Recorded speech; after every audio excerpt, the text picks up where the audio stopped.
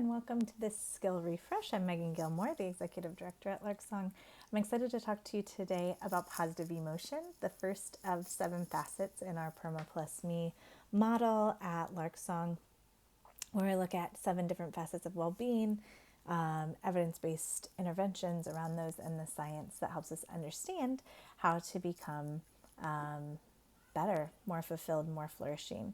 So I want to jump in and explain a couple of things that we know about positive emotion, which is synonymous in most of the positive psychology literature with happiness. And then we'll look a little bit here right at the beginning at what happiness actually means.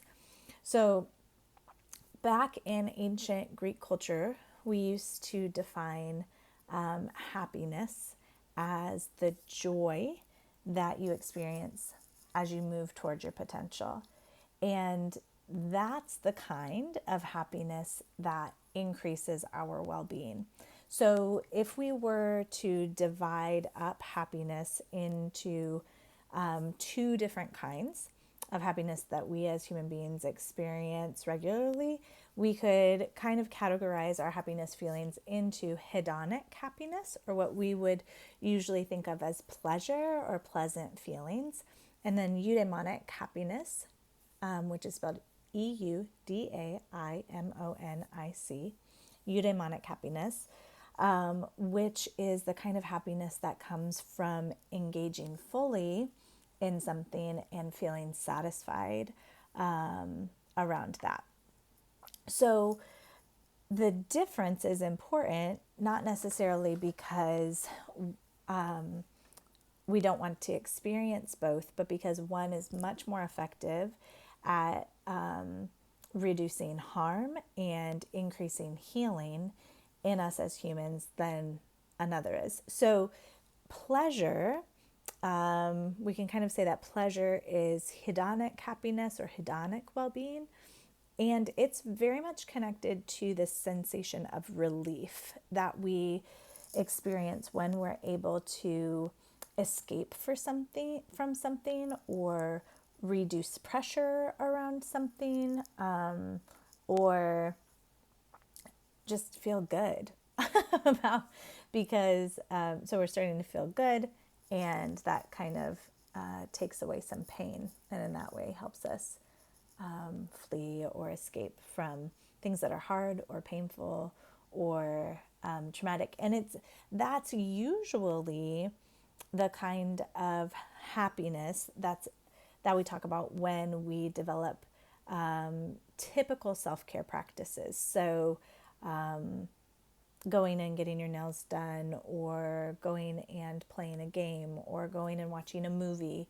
All of those things are hedonic well-being practices.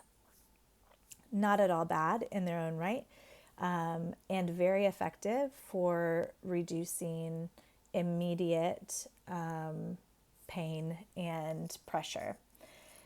However, if we're wanting to create sustainable growth and increased well-being over a lifespan, or over an era, or in our own cells in our body, if we're wanting to rewire our neurology so that we can live continuously growing, transformative, fulfilled, and flourishing lives, then we have to focus on eudaimonic well-being practices.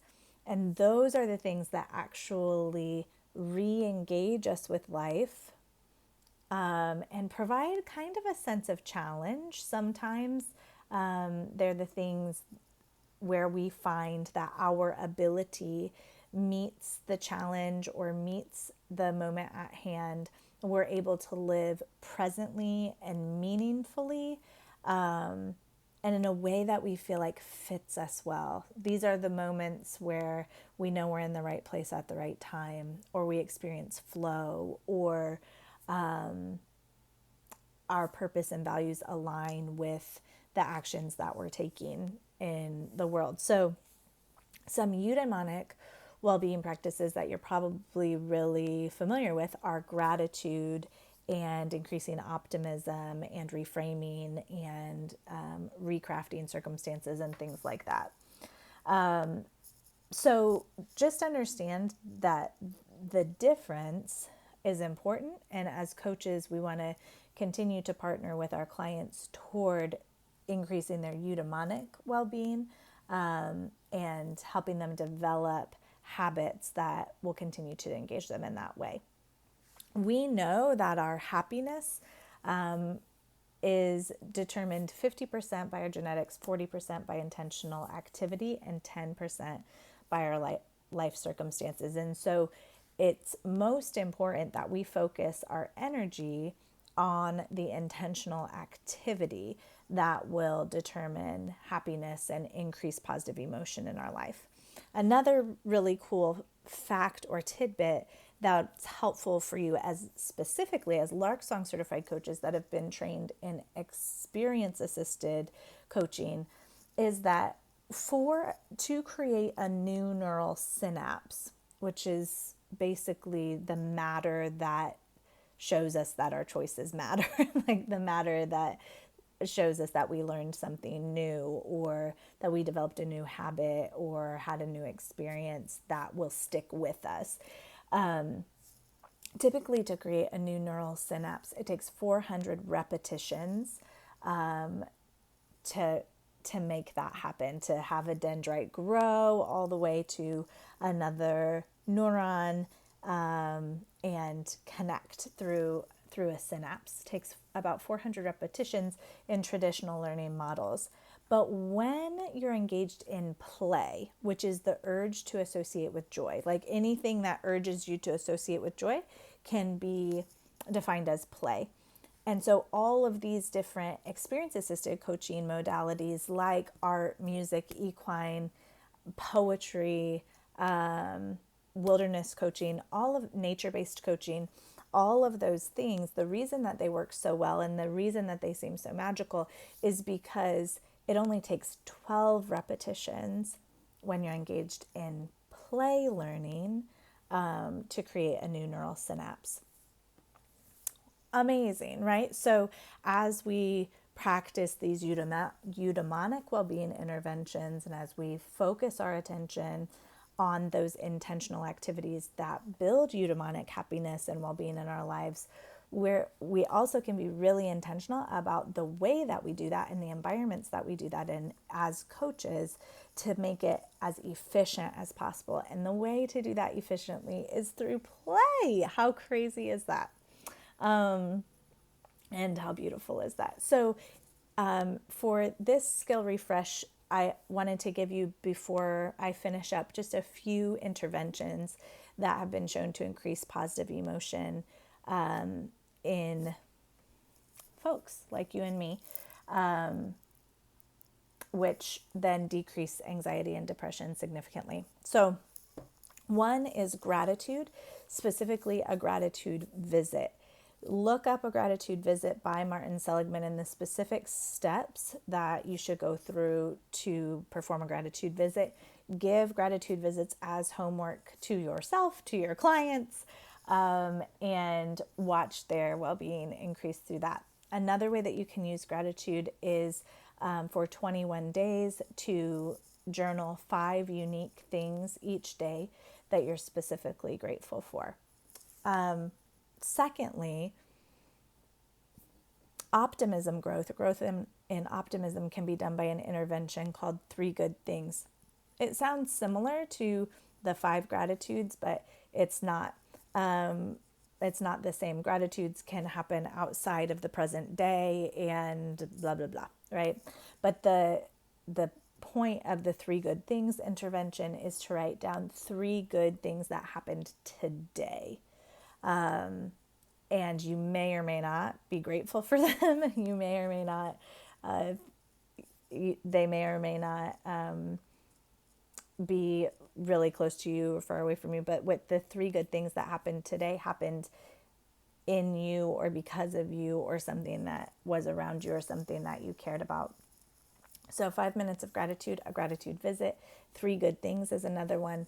And another one that's a bit more complicated to manage is positive reminiscence. And so as a coach, we're not really going back and rehearsing past story, but we do bring story into the present and in developmental psychology, it's called a redemptive sequence. We kind of perform this redemptive sequence on our memories or our story. And in doing that, give ourselves or our clients agency around how they can then choose how that story impacts them presently and moving forward. Is really, really important. And you can even look at people that are in their third of life. Maybe you have clients in their third of life, and those that are healthy and well, eudaimonically, are able to reminisce with authenticity and honesty and positivity. Not necessarily because the thing they're reminiscing about was void of suffering or pain. They do not deny suffering or pain that happened, but they're honest about the suffering and pain, and then perform a redemptive sequence about what happened because of that suffering and pain, what happened in spite of that suffering and pain, what they learned from that suffering and pain, that sort of thing. That gives them agency and choice over how that experience impacted and continues to impact their life. So one example of how each of you have experienced this is through the Cultivating Creativity homework that you went through during the Lark Song Certified Coach Training Program. What's a big part of what's happening in the life gallery pieces of that homework is positive reminiscence and redemptive sequencing, which then we turn into some very action-based learning for you. So the life gallery is absolutely something that you can use with your clients as well as one means of positive reminiscence. And brainstorming is another skill that you can use with that, having them retell that story or write it out as journal entries or something like that. So that would be another one that if you're interested in how does this actually work, what are some ways I can set this up with my client, that you can actually just Google that intervention and see some different ideas for that. So with that, please, please, please spread joy. Please, please, please increase your positive emotion and enjoy the other resources that we have for you.